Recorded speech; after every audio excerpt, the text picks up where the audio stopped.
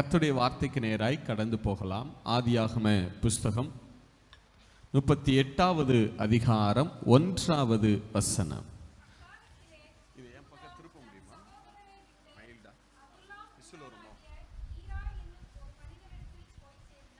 ஆதியாகம புஸ்தகம் 38வது போதனை. தேங்க்யூ. ஆதியாகம புஸ்தகம் 38வது அதிகாரம் 1வது வசனம். என்னுடைய மனைவி எஃப்சி மைக்கில் வாசிப்பாங்க. மைக்கில் அவங்க வாசிக்கும்போது நீங்களும் சேர்ந்து என்ன செய்யணும்? வாசிக்கணும்.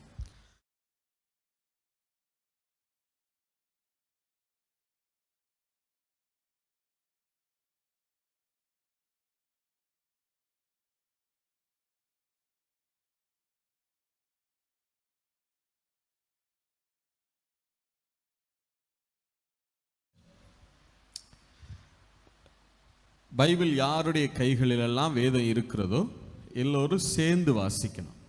சரியா? இந்த 3 நாட்கள் மட்டுமல்ல, எப்போதுமே நான் எல்லா சபைகள்லையும் நான் போகும்போதெல்லாம் சொல்கிறது உண்டு. வேத தியானம் என்பது உங்கள் கண்ணு வார்த்தையை பார்க்கணும், உங்கள் வாய் வார்த்தையை வாசிக்கணும். முதல்ல உங்களுடைய கண்கள் வார்த்தையை என்ன செய்யணும்? பார்க்கணும். உங்கள் வாய் வார்த்தையை வாசிக்கணும். நீங்க வாசிக்கிறத உங்க காதுகள் கேட்கணும். சரியா? இந்த 3 ஒரு சேர நடந்தாதான் இந்த வார்த்தை உங்க ஆத்மாவுக்குள்ள போகும். இதுல எது ஒண்ணு மிஸ் ஆனாலும், ஒருவேளை உங்களுக்கு ஏதாயினும் பிரச்சனைகள் இருந்தா, சரீர பிரகாரம் பிரச்சனைகள் இருந்தா பிரச்சனை இல்லை, அல்லது உங்களுக்கு எழுத படிக்க தெரியாது என்கிற நிலைமையில பிரச்சனை இல்லை. நீங்க இந்த வார்த்தையை கேட்டு அதை வாயினால சொன்னா போதும்.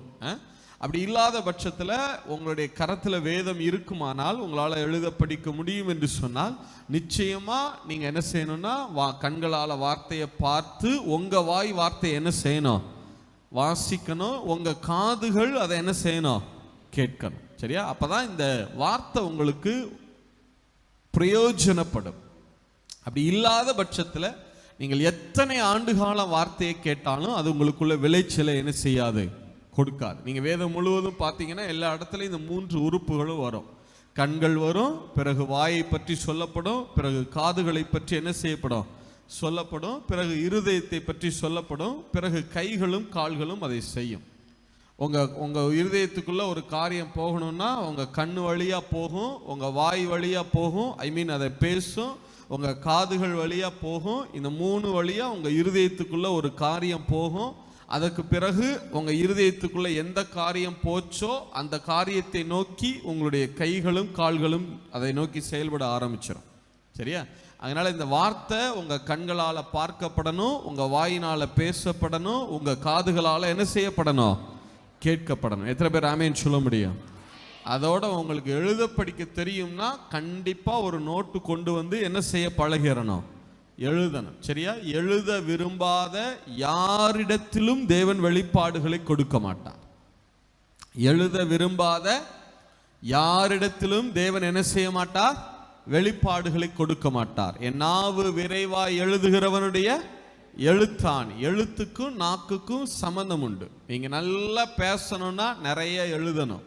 நீங்கள் நல்லா பிரசங்கம் பண்ணணும்னா நிறைய எழுதணும். நீங்கள் நிறைய எழுதுனீங்கன்னா நல்லா பேசுவீங்க, நல்லா பிரசங்கம் பண்ணுவீங்க. பார்த்துருக்கீங்களா? எழுத்தாளர்கள் எல்லாருமே பேச்சாளர்களாகவும் இருப்பாங்க இல்லையா? எழுத்துக்கும் நாக்குக்கும் என்ன உண்டு? சம்பந்தம் உண்டு இல்லையா? அதனால உட்கார்ந்து நீங்கள் என்ன செய்ய பழகணும்? எழுத பழகணும். ஏன்னா வேதம் கிட்டத்தட்ட 40 ஏறக்குறைய 40 தேவ மனிதர்களால் எழுதப்பட்டது, அவர்களிடத்தில் கொடுக்கப்பட்டது இல்லையா? அப்போ எழுதி வைக்கிற வழக்கம் அவர்களுக்கு இல்லைன்னு சொன்னால் நிச்சயமா இந்த வேதம் நம்ம கையில் இன்னைக்கு வேதமாக என்ன செஞ்சிருக்காது? இருந்திருக்காது. அப்போ தேவன் யாரிடத்திலே பேசுவார் என்று சொன்னால், யாரிடத்திலே வார்த்தையை கொடுப்பார் என்று சொன்னால், எவன் ஒருவன் தான் சொல்லுகிற வார்த்தைகளை ரொம்ப ஒழுங்கும் கிரமமுமாய் எழுதி அதை பத்திரப்படுத்துகிறானோ அவனிடத்தில் மாத்திரம்தான் தேவன் வெளிப்பாடுகளை கொடுப்பார். அதில் சோம்பேறித்தனப்படவே என்ன செய்யக்கூடாது? கூடாது. சரியா? அதனால நல்லா எழுத பழகணும். சரி, எடுத்துக்கொள்ளுங்க, சேர்ந்து வாசிக்கலாம். வெப்சி மைக்கில் வாசிப்பாங்க, நீங்களும் சேர்ந்து வாசிங்க பார்க்கலாம். ஆதியாகம புஸ்தகம் 38வது அதிகாரம் 1வது வசனம். யாருடைய கரங்களில் எல்லாம் வேதம் இருக்கிறதோ எல்லாரும் சேர்ந்து வாசிங்க. நிறுத்தி நிதானமா சத்தமா வாசிக்கணும். ஜீவனுள்ள தேவனுடைய வார்த்தையை ஜீவனுள்ள விதமா வாசிக்கணும். சரியா? நியூஸ் பேப்பர் படிக்கிற மாதிரி என்ன செய்யக்கூடாது, படிக்கூடாது. நல்ல அதிகாரத்தோட தொனியோட சேர்ந்து வாசிக்க பார்க்கலாம். ஆதியாகம புஸ்தகம் 38வது அதிகாரம் 1வது வாக்கியம். Genesis chapter 38 verse 1. அக்காலத்திலே யூதா தன் சகோதரரை விட்டு, எப்படி இருக்கு பாத்தீங்களா கேக்குறதுக்கே? குளோரியா இல்ல? சரி, திருப்பி வாசிங்க, திரும்ப வாசிங்க பார்க்கலாம், இன்னும் சத்தமா வாசிங்க பார்க்கலாம். அக்காலத்திலே யூதா தன் சகோதரரை விட்டு அதுல்லாம் ஊரானாகிய ஈரா என்னும் ஒரு மனிதனிடத்தில் போய் சேர்ந்தான். போதும். யூதா தன்னுடைய சகோதரரை விட்டு பிரிந்து அதுல்லாம் என்கிற ஸ்தலத்திற்கு வந்து சேர்ந்தானாம். அதுல்லாம் என்று சொன்னால் இஸ்ரவேல் தேசத்துல நீங்க இன்னைக்கு போனீங்கன்னா பெத்லஹேம்ல இருந்து ஒரு 13 மைல் எவ்வளவு சொல்றது, ஒரு 19 இருந்து ஒரு 20 கிலோமீட்டர் தூரத்துல இருக்கிறது. ஏலா பள்ளத்தாக்கு என்று சொல்லுவாங்க. கோலியாத்தை தாவீது ஜெயித்தார் இல்லையா, வென்றார் இல்லையா, அந்த ஏலா பள்ளத்தாக்கினுடைய ஒரு கார்னர்ல தான் இந்த அதுல்லாம் ஊர் அமைந்திருக்கிறது. இன்னைக்கு அதுக்கு எடில்மா அப்படின்னு பேர், எயில்மா அப்படின்னு சொல்லுவாங்க, எடேல்மா அப்படின்னு சொல்லுவாங்க, AIDELMA, எயில்மா அப்படின்னு சொல்லுவாங்க அந்த ஊருக்கு இன்னைக்கு பேர். அங்கே நிறைய குகைகள் இருக்கிறது. அதில் ஒரு குகை ரொம்ப புகழ்பெற்றது. ஒரு சாதாரணமாக ஒரு 300 பேர் 400 பேர் அங்கே அக்காமடேட் ஆகலாம், அவ்வளவு பெரிய ஒரு குகை இருக்கிறது. அதுக்கு அதுல்லாம் குகைன்னு என்னது பேர். ரொம்ப பெலிஸ்தியர்களுடைய பட்டணம், அவர்களுடைய தலைநகரம் காத் அப்படிங்கிற பட்டணம் இல்லையா, அந்த காத்து பட்டணத்திற்கு ரொம்ப சமீபமாக இருக்கிற ஒரு குகை, அது ஒரு பகுதி. அதுல இருந்து ஒரு 2 மைல் தூரத்துக்குள்ள பெலிஸ்தியர்கள். நீங்க இன்னைக்கும் போகலாம். இன்னைக்கு நீங்க இஸ்ரவேல் தேசத்துக்கு போனீங்கன்னா நீங்க அந்த பாதையில தான் நீங்க போகணும். போகிற போது அந்த தாவீதும்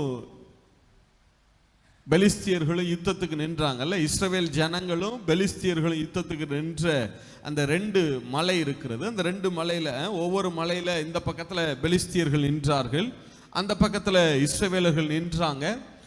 நடுவா அந்த மலை 2 மலைக்கு நடுவாகத்தான் அந்த ஆறு என்ன செய்கிறது, ஓடிக்கொண்டிருக்கிறது. அந்த ஏலா பள்ளத்தாக்கினுடைய இன்னொரு பகுதியில் இன்னொரு கார்னர்ல தான் இந்த அதுல்லாம் ஊர் என்ன செய்திருக்கிறது, அமைந்திருக்கிறது. அதுல இருந்து ஒரு 2 மைல் தான். நீங்க பஸ்லலாம் போனீங்கன்னா ஒரு 3 மினிட்ஸ் அல்லது 4 மினிட்ஸ்க்குள்ள பெலிஸ்திய எல்லை வந்துடும். இன்னைக்கு நீங்க போனீங்கன்னா காத் பட்டணம் என்று சொல்லி அதுக்கு அந்த போர்டுலாம் அங்க என்ன செஞ்சிருப்பாங்க, வச்சிருப்பாங்க. அந்த மலை 2 மலையை தாவீது கோலியாத்தை ஜெயித்தார் இல்லையா, அந்த இடத்த நீங்க தாண்டி கடந்து போனீங்கன்னா அந்த ஸ்தலம் அங்கே இருக்கிறது. காத்து பட்டணம் அங்கே இருக்கிறது. காத்து பட்டணத்திற்கு ரொம்ப சமீபமாகத்தான் இந்த அதுல்லாம் ஊர் இருக்கிறது.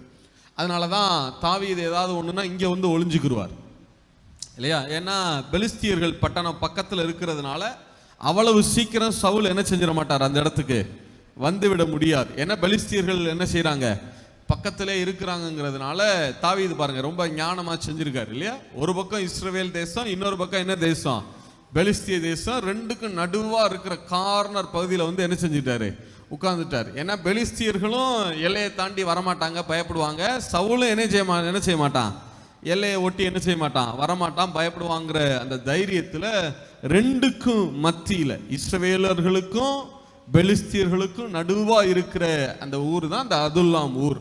அதுல நிறைய குகைகள் இருக்கு, 1 2 கிடையாது, நிறைய குகைகள் இருக்கிறது. அதுல ஃபேமஸான ஒரு குகை தாவீது அவனுடைய மனுஷரோட தங்கியிருந்த ஒரு பெரிய குகை. கிட்டத்தட்ட ஒரு 300 பேர், என்னுடைய கணிப்பின்படி பார்த்தா குறைஞ்சது ஒரு 300 பேராவது என்ன செய்யலாம், அதுல அக்கமடேட் ஆகலாம். அந்த அளவுக்கு ஒரு பெரிய குகை அங்கே இருக்கிறது. இப்ப யூதா தன் சகோதரரை விட்டு பிரிந்து இந்த அதுல்லாம் என்கிற ஊருக்கு அவன் வந்து சேர்ந்தாராம். இந்த அதுல்லாம்னா என்ன, ஏன் யூதா இந்த அதுல்லாம் கிராமத்துக்கு அவன் வர வேண்டும், இந்த அதுல்லாமுக்கு அவன் வர்றதுக்கு முன்னாடி யூதாவினுடைய வாழ்க்கை எப்படி இருந்தது, அதுல்லாமுக்கு வந்த பிறகு யூதாவினுடைய வாழ்க்கை எப்படிப்பட்டதாக இருந்தது, அதைத்தான் நம்ம என்ன செய்ய போகிறோம், தியானிக்க போகிறோம். அதுல இருந்து ஆரம்பிக்க போகிறோம். யூதா, தாமார், தாவீது என்று சொல்லி நாம் வரிசையா வரணும். அவ்வளவுக்குலாம் நமக்கு என்ன இல்லை, நேரம் இல்லை. சரியா உங்களுக்கு சொன்னபடியே நாங்கள் 8:30க்குள்ள உங்களை முடிச்சு என்ன செஞ்சிடறோம், அனுப்பிச்சிடறோம். சரி, நல்லா கவனிங்க. ஆதியாகம புஸ்தகம் 37வது அதிகாரத்தில் யோசேப்பை குறித்து நமக்கு சொல்லப்பட்டிருக்கிறது இல்லையா? ஆபிரகாமினுடைய குமாரன் ஈசாக்கு, ஈசாக்கினுடைய குமாரன் யாக்கோபு, யாக்கோபுக்கு 12 பிள்ளைகள் இருக்கிறார்கள். சொல்லுங்க, எத்தனை பிள்ளைகள் இருக்கிறாங்க? 12 பிள்ளைகள் இருக்கிறார்கள். அதுல யோசேப்பும் ஒருவன். மற்ற சகோதரர்கள் எல்லோரும் யோசேப்பை பகைக்கிறார்கள். ஒரு நாள் யாக்கோபு யோசேப்பை அழைத்து சொல்றார், உன்னுடைய சகோதரர்கள் தூரமான ஒரு இடத்துல ஆடுகளை மேய்த்து கொண்டிருக்கிறாங்க, நீ அந்த இடத்துக்கு போய் அவர்களை நலம் விசாரித்து கொண்டு வா அப்படின்னு சொல்லி யோசேப்பை அவர் அனுப்பி வைக்கிறார். யோசேப்பு தூரத்தில் வருகிற போது சகோதரர்கள் அவர் மேல பகைமை கொள்ளுகிறார்கள், அவரை கொலை செய்ய வேண்டும் என்று அவர்கள் தீர்மானிக்கிறார்கள். அந்த நேரத்தில் ரூபன், யாக்கோபினுடைய மூத்த பையன், சொல்லுங்க, யாக்கோபினுடைய மூத்த பையன் ரூபன் தலையிட்டு என்ன சொல்லுகிறான் என்று சொன்னால், இல்ல நாம யோசேப்பின் மேல கை போடக்கூடாது, அவனை கொலை செய்யக்கூடாது, அவன் இரத்தப்பழி நம்ம மேல வரக்கூடாது அப்படின்னு சொல்லி, அதனால நீங்க இந்த குழிகள் ஏதாவது ஒண்ணுல தூக்கி போட்டுருங்க அப்படின்னு சொல்றான். அவனுடைய நோக்கம் என்னன்னா, எப்படி ஆகிலும் இந்த யோசேப்பை தகப்பன்ட்ட கொண்டு போய் என்ன செஞ்சிடணும், பத்திரமா என்ன செஞ்சிடணும், கொண்டு போய் விட்டுறணும், சேர்த்து விட வேண்டும் என்பது ரூபனுடைய எண்ணம். அவன் சொல்லிட்டான், அந்த குழிக்குள்ள தூக்கி போட்டுட்டாங்க. ரூபன் என்ன ஆனான்னு தெரியல. ஒரு ஃபியூ மினிட்ஸ், ஒரு 5 நிமிடம் 10 நிமிடம் அவன் எங்க போனான்னு தெரியல. ஏதாவது இயற்கை உபாதிகளா இல்ல வேற காரியமா, எங்க போனான்னு தெரியல. சாப்பிட போறாங்க, சாப்பிட உட்கார்றாங்க எல்லாரும். ஒரு 5-10 நிமிடம் தான் அவன் அந்த இடத்துல, ரூபன் அந்த இடத்துல இல்லை. அப்ப அந்த வழியாக மீதியானியர் என்கிற வர்த்தகர்கள் கடந்து வருகிறார்கள். அப்ப யூதா, சொல்லுங்க யாரு, யூதா தன் சகோதரிடத்துல சொல்லுகிறான், யோசேப்பை இப்படி நாம சாக விடுறதுனால நமக்கு என்ன லாபம், நாம என்ன செய்யலாம்னா இந்த யோசேப்பை இந்த மீதியானியர் கையிலே நாம என்ன செய்து போடலாம், விற்று போடலாம் என்று சொல்லுகிறான். அந்த ஐடியாவை கொடுத்தது யூதா தான். யோசேப்பை மீதியானியர்களுக்கு விற்றுவிடலாம் என்கிற ஐடியாவை கொடுத்தது, முதல்ல சொன்னது யூதா. சரியா? அந்த நேரம் ரூபன் பக்கத்துல இல்ல.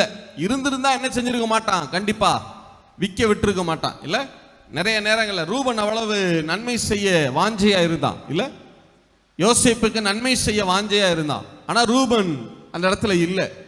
சில நேரங்களில் நம்ம அநேக நேரங்களில் என்ன நினைக்கிறோம்னா, பிரதர் அவங்க என்னோட நல்லா பழகிட்டு இருந்தாங்க பிரதர், நல்ல நன்மை செஞ்சாங்க பிரதர், உறவு நல்லா தான் பிரதர் இருந்துச்சு, ஆனா திடீர்னு என்னை விட்டு என்ன செஞ்சிட்டாங்க, பிரிஞ்சு போயிட்டாங்க பிரதர். நல்லா கவனிங்க, ஒண்ணு நல்லா கவனிங்க. உங்களுக்கு சில உறவுகள் உங்களோட இருந்து பிரிஞ்சு போயிட்டாங்கிறதுக்காக ஒரு நாள் கவலைப்படாதீங்க. சிலர் உங்களை விட்டு சில நேரங்களில் உங்க கூட அவங்க இல்லாமல் இருப்பதுதான் நல்லது. ரூபன் இருந்திருந்தா கண்டிப்பா யோசேப்பை வித்திருக்க மாட்டாங்க, விற்க விட்டுருக்க மாட்டான். விற்கலைனா எகிப்துக்கு போயிருக்க முடியாது, எகிப்துக்கு போகலைனா கண்டிப்பா எகிப்தினுடைய அதிபதியாகவும் மாறி இருக்க முடியாது. இல்ல, அப்ப சில ரூபன்கள், சில நல்லவர்கள் கூட, அவங்க கெட்டவங்கன்னு நான் சொல்லல, சில நல்லவர்களாகட்டும் அல்லது கெட்டவர்களாகட்டும், யாரா வேணா இருக்கட்டும், சில நேரங்களில் சில மனிதர்கள் நம்மோடு இராமற் போவதுதான் நல்லது. தேவன் யாரை உங்களுக்கு அனுமதிக்கிறாரோ அவர்கள் மாத்திரம் உங்களோட இருந்தா போதும். எத்தனை பேர் ஆமேன் சொல்ல முடியும்? எத்தனை பேர் ஆமேன் சொல்ல முடியும்?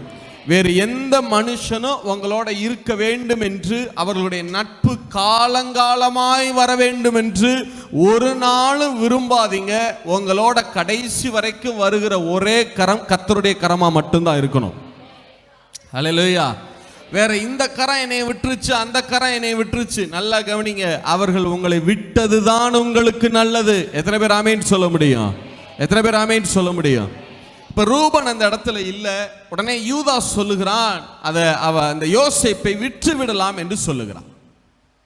இப்ப யூதா தான் அந்த சகோதரருக்குள்ள கொஞ்சம் வாய்ஸான ஆள்னு வச்சுக்கிறீங்களேன். நம்ம இதுல சொன்னோம்னா கொஞ்சம் செல்வாக்கான ஆள். 12 பேர்ல கொஞ்சம் செல்வாக்கான ஆள் யாருன்னு கேட்டா யூதா தான். யூதா சொல்றதான் என்ன செய்யும், மற்றவங்களுக்குள்ள எடுபடும். அவன் சொல்றதான் கொஞ்சம் எப்படி சொல்றது, கொஞ்சம் அதிகாரம் உள்ள ஆள். எப்போதும் கொஞ்சம் அதிகார தொனி உள்ள மனுஷன். அவன் சொன்னான்னா மற்றவங்க எல்லாரும் அப்படியே என்ன செய்வாங்க, அதுக்கு கீழ்ப்படிவாங்க. சகோதரருக்குள்ள கொஞ்சம் ஆளுமை திறன் நிறைந்த ஒரு மனுஷன். இப்ப யூதா சொல்றான், இந்த யோசேப்பை விற்று விடலாம் அப்படின்னு சொல்றான். சொன்ன உடனே அவர்கள் என்ன செய்யறாங்கன்னா மீதியானியர் கையில விற்று போட்டார். அதுக்கப்புறம் தகப்பனார்ட்ட போறாங்க. ஒரு ஆட்டுக்குட்டியை அடிச்சு அது ரத்தத்தை தோய்த்து, அதெல்லாம் சுருக்கமா சொல்றேன், வாசிக்கிறதுக்கு நமக்கு நேரம் இல்லை. ஒரு ஆட்டுக்குட்டியை அடிச்சு யோசேப்பினுடைய வஸ்திரத்தின் மேல என்ன செய்யறாங்க, தடவி அதை கொண்டு போய் யாக்கோப்ட காட்டுறாங்க. இந்த வஸ்திரத்தை பாருங்க, இந்த ரத்தம் தோய்ந்த வஸ்திரத்தை பாருங்க, இது உங்களுடைய குமாரனுடையதா அப்படின்னு கேட்கிறாங்க. இது யாருடையது பாரும் அப்படின்னு சொல்லி என்ன செய்யறாங்க, கேட்கிறாங்க. யாக்கோபுக்கு ரொம்ப துக்கம். ஏன்னா நான் நேசித்த என்னுடைய குமாரன் யோசேப்பு என்ன செய்து போனான், மரித்து போனான் என்று சொல்லி அவருக்கு ரொம்ப ஒரு கஷ்டமான ஒரு சூழல். இப்ப யாக்கோபு ரொம்ப கஷ்டப்படுறார். சரியா? இந்த ஸ்பீக்கர் என்னாச்சு, உங்களுக்கு கஷ்டமா இருக்கா? இந்த ஸ்பீக்கர் ஆனாலே என்னுடைய ஃபீட்பேக் எனக்கு இல்லை, மைல்டாவது வைங்களேன். Praise Father. ஏன்னா என் சத்தம் எனக்கு கேட்கலைன்னா நான் எனர்ஜி ரொம்ப கொடுப்பேன். Praise Father. சரி, இப்போ யாக்கோபு ரொம்ப கஷ்டப்படுறார். சரியா? யாக்கோபு ரொம்ப கஷ்டப்படுறார். ஓகேயா? சரி, யாக்கோபுக்கு ரொம்ப வருத்தம். இதெல்லாம் சகோதரர்கள் எல்லாரும் பார்க்குறாங்க, யூதாவும் பார்க்குறான். தகப்பனார் இவ்வளவு கஷ்டப்படுறாரே, யோசேப்பை பிரிந்து இவ்வளவு கஷ்டப்படுறாருன்னு சொல்லி அவருக்கு ரொம்ப கஷ்டம்.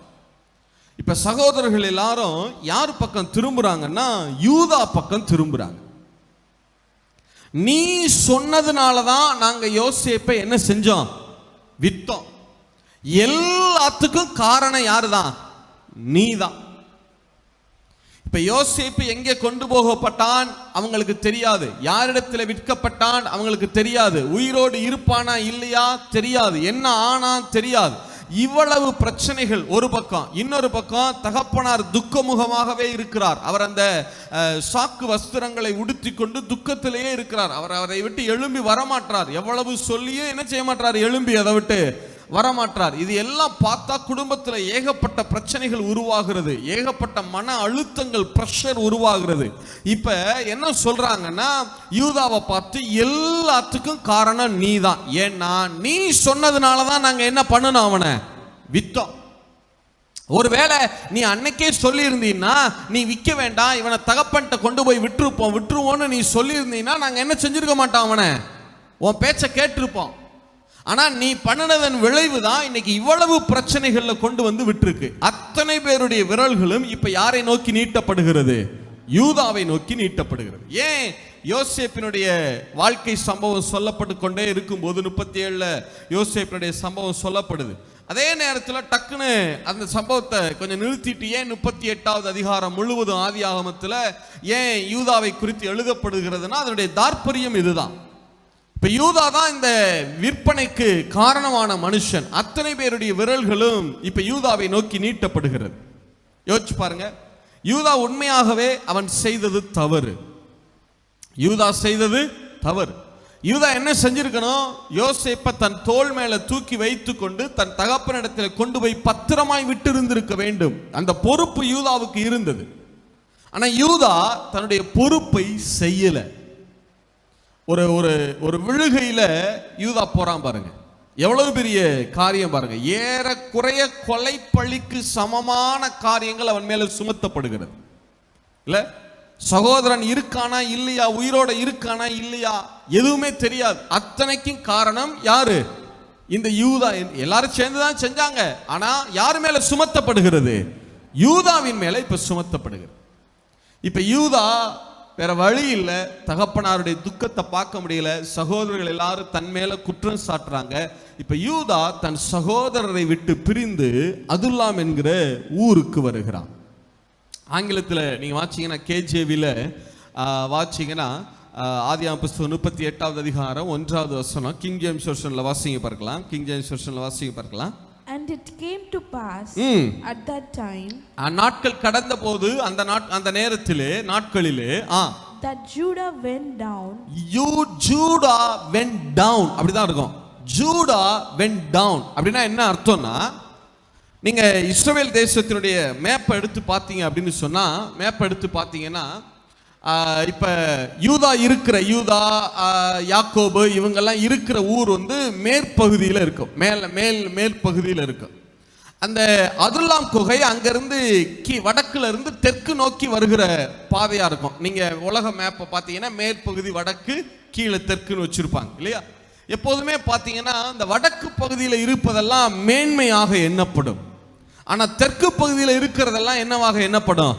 தாழ்வாக எண்ணப்படும். உலகத்தில் எந்த பகுதியில் நீங்க பார்த்தீங்கன்னாலும் இதை நீங்க கவனிக்கலாம். வட அமெரிக்க கண்டம் இருக்குன்னா நீங்க வட அமெரிக்கால கனடா, அமெரிக்கா தேசங்கள்லாம் இருக்கும், அதெல்லாம் செழிப்பான தேசங்கள் என்று சொல்லப்படும். தென் அமெரிக்கா கீழே அந்த உலக நடுக்கோட்டு பகுதிக்கு கீழே, நீங்க நிலநடுக்கோட்டு பகுதிக்கு கீழே தெற்கு பகுதிக்கு வந்தீங்கன்னா எல்லா நாடுகளும் ஏழ்மையான நாடுகள் என்று சொல்லப்படும். பார்த்திருக்கீங்களா? ஐரோப்பா கண்டம் பார்த்தீங்கன்னா ஐரோப்பா பகுதி முழுவதும் ஆசீர்வாதமான பகுதி என்று சொல்லப்படும். அப்படியே நேர கீழே இறங்கி வந்தீங்கன்னா ஆப்பிரிக்க கண்டம் முழுவதுமே சாபமான பகுதியாக பார்க்கப்படும்.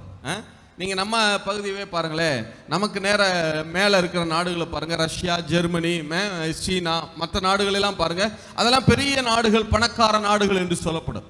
அதே நேரத்தில் அப்படியே நீங்க தெற்கு நோக்கி வாங்க, எப்போதுமே உலகத்தை பொறுத்த மட்டும் வடக்கு நோக்கி போவது என்னது? ஆசீர்வாதம். தெற்கு நோக்கி வருவது என்னது? குறைவு, தாழ்வாக எண்ணப்பட்ட நாட்கள். அதனாலதான் வேதம் ரொம்ப தெளிவாக அதை குறிப்பிடுகிறது. எப்ரோன்ல இருந்த யூதா தாழ்த்தப்பட்டு போனான். சகோதரர்கள் மேல ஆளுகை மிகுந்தவன், சகோதரர்கள் மேல செல்வாக்கு மிகுந்தவன். குடும்பத்துல அவன் சொன்னா 12 கோத்திரத்திலையும் அவன் சொன்னதா என்ன செய்யும்? நடக்கும். அப்படிப்பட்ட ஒரு மனுஷன் ஆனா தன்னுடைய செய்கைகளினால, தன்னுடைய கிரியைகளினால தாழ்த்தப்பட்டு தன்னுடைய ஸ்தானத்தை இழந்து, அதிகாரம் மிக்க ஸ்தானத்தை இழந்து இந்த அதுல்லாம் குகைக்கு அவன் வருகிறான், அதுல்லாம் பகுதிக்கு வருகிறான். வேத பண்டிதர்கள் சொல்லுவாங்க, அதுல்லாம்ல இந்த குகை, அதுல்லாம் குகையில தான் அதே அந்த யூதாவும் அதுல்லாம் குகையில தான் வாழ்ந்தான் என்பது என்னது? யூத பாரம்பரியம். நமக்கு அது வேதத்துல ஆதாரம் இல்லை, ஆனா அங்க அவன் வீடு கட்டினதாக சொல்லப்படல. அவன் அதுல்லாம் குகையில தான் என்ன செய்தான்? வாழ்ந்ததாக அது சொல்லப்படுகிறது. சரி, கவனிங்க. இப்ப ஸ்தானத்தை இழந்து, சகோதரரை விட்டு பிரிந்து, தகப்பனை விட்டு பிரிந்து, எல்லா ஆஸ்தி ஐஸ்வர்யம் எல்லாவற்றையும் இழந்து நிற்கிறான் செய்த தவறுகளால். யூதா தான் செய்த தவறுகளால தகப்பனை இழந்திருக்கிறான். இப்ப குடும்பத்தை இழந்துட்டான், சகோதரர்களை விட்டு என்ன செஞ்சிருக்கிறான்? அவன் பிரிந்திருக்கிறான். இது எல்லாவற்றையும் இழந்து இப்ப யூதா யோசிச்சு பாருங்க, ஆபிரகாமுடைய ஆசீர்வாதங்கள், ஈசாக்கினுடைய ஆசீர்வாதங்கள், யாக்கோபினுடைய ஆசீர்வாதங்கள் எல்லாவற்றையும் இழந்து நிற்கிறான். காரணம் அத்தனையும் அவன் செய்த தவறுகள். அவன் என்னெல்லாம் செய்தானோ அது அத்தனையுமே அவனை ஃபாலோ பண்ணிட்டே வந்துச்சு. அவன் என்ன செய்தானோ அது எல்லாம் அவனுக்கு திரும்ப செய்யப்பட்டது. எப்போதுமே இதுல ரொம்ப கவனமா இருக்கணும். நாம இன்னைக்கு என்ன செய்யறோமோ அதுதான் நமக்கு நாளை என்ன செய்யப்படும். நிறைய நேரங்கள் என்ன பிரச்சனைனா, நாம செஞ்சுட்டு என்ன செஞ்சிருவோம்? அதை மறந்துடுவோம். ஆனா நமக்கு அது நடக்கும்போது ரொம்ப என்னவா இருக்கும்? நமக்கு வருத்தமா இருக்கும். இல்ல, யோசிச்சு பாருங்க, யூதா என்னெல்லாம் செஞ்சானோ அதெல்லாம் அவனுக்கு அப்படியே நடந்துச்சு. யூதா என்ன செஞ்சான்? இவனை வித்துட்டான். யோசேப்பை வித்துட்டு யாக்கோபிட்ட கொண்டு போய் ஒரு வஸ்திரத்தை காட்டுறான். எதை வச்சு? ஒரு ஆட்டுக்குட்டியினுடைய ரத்தத்தை அடிச்சு அதோடைய ரத்தத்தை கொண்டு போய் அந்த வஸ்திரத்தை தோய்த்து ஒரு ஆட்டை வச்சு ஏமாத்துறான். பாருங்க, இல்ல, ஒரு ஆட்டை வைத்து யூதா யாக்கோபை ஏமாத்துறான். இவன் தகப்பனை ஒரு ஆட்டை வச்சு ஏமாத்துனா, அதே போல தாமாரும் இவன் அனுப்புன ஆட்டை வாங்காம இவனை ஏமாத்தினான். இல்ல, இன்னும் கூட நெருங்கி வரனே. ஒரு வஸ்திரத்துல ரத்தத்தை தோய்த்து தகப்பன்ட்ட காட்டுறான், இது இது யாருடையது பாருங்க அப்படின்னு சொல்லி. இல்ல, ஒரு வஸ்திரத்தினால தகப்பனை ஏமாத்தினான். சேம் தாமார் தன்னுடைய வஸ்திரத்தினால தன்னை மூடிக்கொண்டு இதே யூதாவை ஏமாற்றினார். இல்ல, யூதா போய் தகப்பன்ட்ட என்ன கேட்டான்? இந்த வஸ்திரத்தை பாரும், இது யாருடையது பாரு சொன்னானா? இதே கேள்வியை தாமாரும் கேட்டா. இல்ல, முத்திரை மோதிரத்தையும் ஆரத்தையும் கைக்கோளையும் கொடுத்து இது யாருடையது பாரும் சொன்னாளா?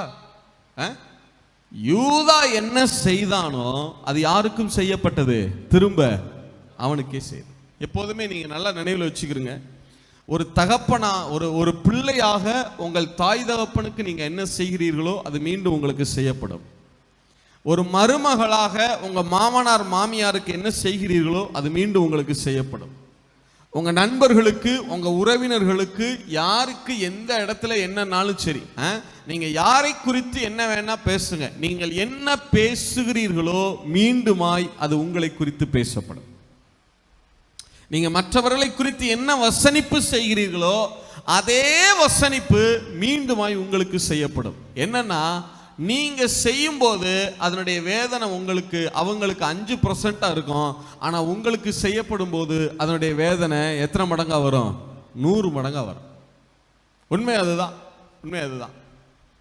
அவனவனுடைய கிரியைகளின் பலன்.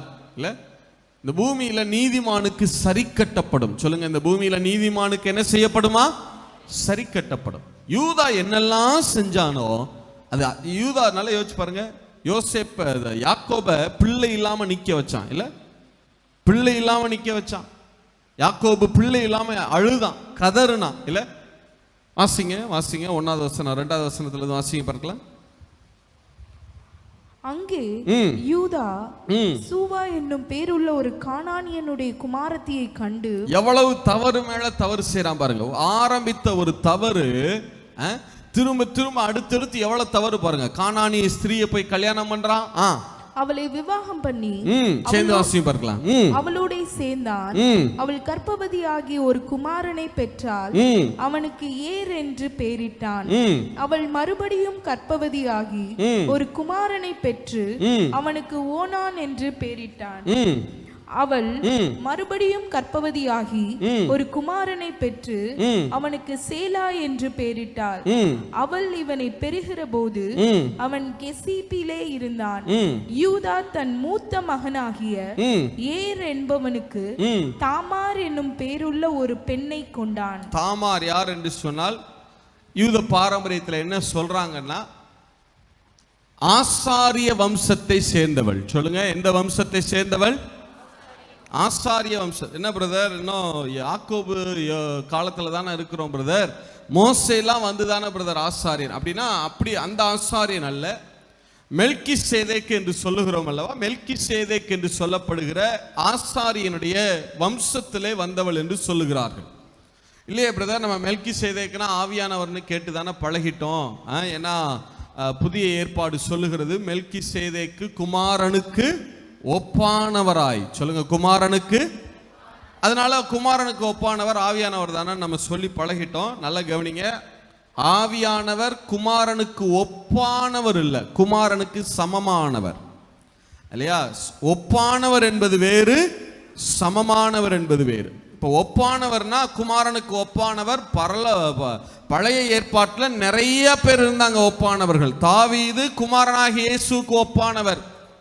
குமாரனாகிய இயேசுவினுடைய வாழ்க்கையில என்னவெல்லாம் செய்யப்பட்டதோ அது தாவீதினுடைய வாழ்க்கையில செய்யப்பட்டது. ஈசாக்கு குமாரனாகிய இயேசுவுக்கு ஒப்பானவன். அவர் எப்படி கொல்கத்தா மலையிலே பலியிட கொண்டு போகப்பட்டாரோ அதே போல அவனும் கொண்டு போகப்பட்டான். ஒப்பானவன் என்பது வேறு, as like என்பது வேறு, ஈக்குவல் என்பது வேறு. இல்லையா? ஆவியானவர் குமாரனுக்கு ஒப்பானவர் அல்ல, ஆவியானவர் குமாரனுக்கு எப்படிப்பட்டவராக இருக்கிறார்? சமமானவராக இருக்கிறார். நம்ம எப்படியே பழகிட்டோம்னா அது வந்து மெல்கிசேதேக்கு வந்து ஆவியானவர் அப்படின்னு சொல்லி என்ன செஞ்சிட்டோம், பழகிட்டோம். நிறைய அதனால கேள்விகள்லாம் இடிக்கும். அப்போ மெல்கிசேதேக்கு ஆவியானவர்னா, ஆவியானவர் எப்படி எருசலேமை ஆட்சி செய்தார், எதற்காக திடீர்னு எருசலேம் ஆட்சி செய்தார், எப்ப இருந்து ஆட்சி செய்தார், எப்ப ஆட்சி முடிவுக்கு வந்தது, அவருடைய கையிலிருந்து ஆட்சி யார்கிட்ட போச்சு, அவர் கையில் இருந்த எருசலேம் பட்டணத்தை யார் பறித்து கொள்ள முடியும்? ஆவியானவரே ஆட்சி செய்கிறார் என்று சொன்னால் யார் அதை பறித்து கொள்ள முடியும்? அப்படிப்பட்ட ஒரு ஒரு ஒரு ஒரு சந்ததியா அல்லது ஒரு இனமா இருக்கிறது பூமியில ஆவியானவர்கிட்ட இருந்து ஆட்சி எடுக்கிற அளவுக்கு. அப்ப இது மாதிரி நிறைய கேள்விகள் எழும்பும். இப்ப யூதர்கள் என்ன சொல்லுகிறாங்கன்னா, மெல்கிசேதேக் என்பது யாரை குறிக்கிறது என்றால் சேமை குறிக்கிறது. சொல்லுங்க, யாரை குறிக்கிற வார்த்தை அது? சேமை குறிக்கிறது. அவன் சேம் தான் தேவனுக்கு ஆசாரியனாய் இருந்தான். அந்த சேமினுடைய சந்ததியிலே வந்த ஒரு ஆசாரிய வம்சத்தில் வந்தவள் தான் இந்த தாமார் என்று சொல்லப்படுகிறது. எப்படி பிரதர் சொல்றீங்க ஆசாரிய வம்சம்னு எப்படி சொல்றீங்கன்னா, ஒரு பெண் வேசித்தனம் செய்தால் பொதுவா கல்லறிந்து கொள்ளுவாங்க. சொல்லுங்க, ஒரு பெண் வேசித்தனம் செய்தால் என்ன செய்வாங்க? கல்லறிந்து கொள்ளுவாங்க. ஆனா யூதா சொல்லுகிறான் பாருங்க, ஆதியாகமம் புத்தகம் 38:24 வாசிங்க. ஆதியாகமம் புத்தகம் 38:24. ஏறக்குறைய 3 மாதம் சென்ற பின்பு உன் மருமகளாகிய தாமார் வேசித்தனம் பண்ணினாள், அந்த வேசித்தனத்தினால் கர்ப்பவதியும் ஆனாள் என்று யூதாவுக்கு அறிவிக்கப்பட்டது. அப்பொழுது யூதா, அவளை வெளியே கொண்டு வாருங்கள், அவள் சுட்டெரிக்கப்பட வேண்டும் என்று. பொதுவா கல்லறியத்தான் செய்வாங்க. ஆனா இவன் என்ன செய்யணும்னு சொல்றான்? சுட்டெரிக்கணும். நல்லா கவனிங்க, சாதாரணமான பெண்கள் தவறு செய்தாங்கன்னு சொன்னா கல்லறிவாங்க. ஆசாரியனுடைய குமாரத்திகள் தவறு செய்தாங்கன்னா சுட்டெரிப்பது பிரமாணம். லேவியராகமம் புத்தகம் 21வது அதிகாரம் 9வது வசனம். லேவியராகமம் புத்தகம் 21வது அதிகாரம் 9வது வசனம். ஆசாரியனுடைய குமாரத்தி வேசித்தனம் பண்ணி தன்னை பரிசுத்த குலைச்சலாக்கினாள். அவள் தன் தகப்பனையும் பரிசுத்த குலைச்சலாக்குகிறாள். அவள் அக்கினியிலே சுட்டெரிக்கப்பட கடவள். சாதாரணமானவர்கள் தவறு செய்தால் கல்லறிவார்கள். ஆனால் ஆசாரியனுடைய குமாரத்தி தவறு செய்தால் என்ன செய்யப்பட வேண்டுமா?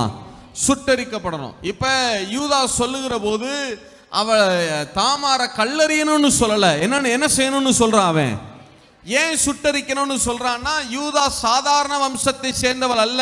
எந்த வம்சத்தை சேர்ந்தவள்? அவள் ஆசாரிய வம்சத்தை சேர்ந்தவளாக இருந்திருக்கிறாள். சரி, இப்ப யூதா தன்னுடைய 2 குமாரருக்கும் தாமார கல்யாணம் பண்ணி வைக்கிறான். வாசிங்க பார்க்கலாம். ஆதியாகமம் புத்தகம் 38வது அதிகாரத்தில் வாசிங்க பார்க்கலாம். யூதாவின் மூத்த மகனாகிய ஏர் என்பவன் கர்த்தரின் பார்வைக்கு பொல்லாதவனாய் இருந்ததினால் கர்த்தர் அவனை அழித்து போட்டார். அப்பொழுது யூதா ஓனானை நோக்கி நீ உன் தமையன் மனைவியை சேர்ந்து அவளை மைத்துன சுதந்திரமாய் படைத்து உன் தமையனுக்கு சந்ததியை உண்டாக்கு என்றான். அந்த சந்ததி தன் சந்ததி. அடுத்த வசனம் 10வது வசனம். அவன் செய்தது கர்த்தரின் பார்வைக்கு பொல்லாததாய் இருந்ததினால் அவனையும் அவர் அழித்து போட்டார். அந்த வார்த்தை அவனையும் அப்படி இருக்கு இல்ல, அவனை கொண்டு போட்டார் இல்ல, அவனையும் அப்படின்னா என்ன அர்த்தம்னா, 2 பேருமே ஏறக்குறைய ஒரே தவறை செய்கிறார்கள். வெவ்வேறு காரணங்களுக்காக கணவன் மனைவி தாம்பத்திய வாழ்க்கையில 2 பேருமே தவறு செய்கிறார்கள். அது தேவனுடைய பார்வையிலே பொல்லாப்பாய் காணப்பட்டதுனால தேவன் 2 பேரையுமே கொன்று போட்டார். நல்லா கவனிங்க, சூழ்நிலையை பாருங்க. யூதா ஒரு தவறு மேல தவறு செய்து எல்லாவற்றையும் இழந்து நிக்கிறான் இல்ல. தகப்பனை இழந்து, சொத்துக்களை இழந்து, சகோதரரை இழந்து, தன்னுடைய ஸ்தானத்தை இழந்து இந்த அதுல்லாமுக்கு அவன் வந்திருக்கிறான். இன்னொரு பக்கம் கானானிய ஸ்திரியை போய் கல்யாணம் பண்றான். 2-3 பிள்ளைங்க பிறக்கிறாங்க. 2 பேர் கொலை செய்யப்படுகிறார்கள். 2 பேருமே கணவன் மனைவி தாம்பத்திய வாழ்க்கையில தவறு செய்கிறார்கள். நல்ல ஒன்றை கவனித்துக் கொள்ளுங்க, அவங்களுக்கு அழுத்தம் திருத்தமாய் சொல்லுகிறேன். நீங்கள் செய்கிற எந்த பரிசுத்த செய்கை என்று சொல்லப்படுகிற எந்த செய்கையை பார்க்கலாம், பொதுவா தேவன் தான் நம்மளை பரிசுத்தமாக்க முடியும் இல்லையா? விசுவாசத்தினால தான் நாம் நீதிமான்களும் பரிசுத்தவான்களும் ஆக்கப்படுகிறோம். அது ஒரு பக்கம். அட் த சேம் டைம் நாம சொல்லிக் கொள்ளுகிறோம் இல்ல, இதெல்லாம் பரிசுத்தமான செய்கைகள் என்று சொல்லி, ஜபம், உபவாசம், வேத வாசிப்பு, காணிக்க, தசமபாகம் கொடுக்கிறது, எது வேணா, எந்த செய்கையெல்லாம் பரிசுத்தமானது என்று நீங்கள் நினைக்கிறீர்கள், நீங்க எதெல்லாம் பரிசுத்தமானது என்று நினைக்கிறீர்களோ அந்த எல்லா செய்கைகளை பார்க்கிலும் கணவன் மனைவி தாம்பத்திய வாழ்க்கை மிகவும் பரிசுத்தமானது. எந்த ஹோலி ஆக்ட் என்று நீங்க நினைக்கிற எதை பார்க்கிலும் கணவன் மனைவி வாழ்க்கை என்பது மிகவும் பரிசுத்தமானது. ஏன்னா அது ஒரு ஜீவனை பிறப்பிக்க வல்லதாக இருக்கிறது. ஒரு ஜீவன் வருகிறது. அல்ல கவனிங்க, கணவன் மனைவி தாம்பத்திய வாழ்க்கையில ஒரு வித்து வைக்கப்படுகிறது என்று சொன்னால் சும்மா வைக்கப்படல.